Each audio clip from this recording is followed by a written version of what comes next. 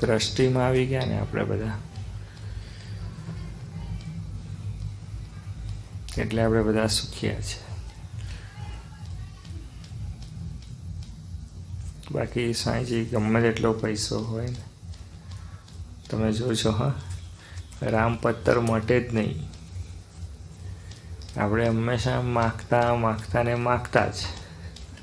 આપણી આમ અંતરની દશા જોઈએ, આપણે ભલે આમ વટ ઘણો રાખીએ એમ, પણ આપણી દશા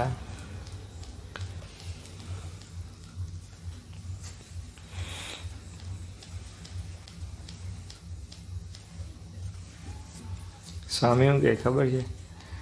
રોજ સવારે ઉઠીને માગવાનું કહે.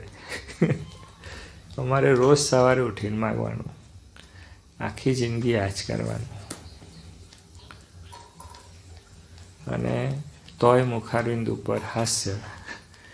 અને આપણે રોજ સવારે ઉઠીને ગણવાનું કેટલું છે, કાલે હતું એટલું છે, હવે આને વધારવાનું છે તો ચલો બેંક પાસે, ચલો પેલા પાસે, ચલો આમ. એનું માગવું.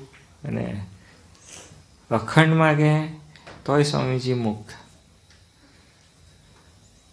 અખંડ માગે તોય હાસ્ય, અને અખંડ માગે તોય પોતા માટે નહીં.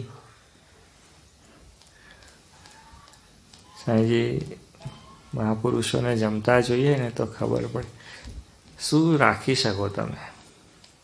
પંખો બહાર, લાઇટ બહાર, મોબાઈલ બહાર, કપડાં બહાર. બહુ બુદ્ધિથી જોઈએ તો ખબર પડે કે અન્ન અંદર, શરીરમાં. જમતા જોઈએ ને તો ખબર પડે. એમાંય રુચિ નહીં, એમાંય કઈ અપેક્ષા નહીં.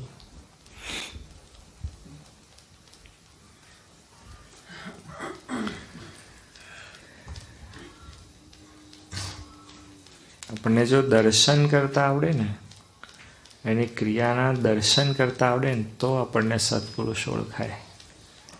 બાકી કામ નહીં, ભૂલ પડી જાય.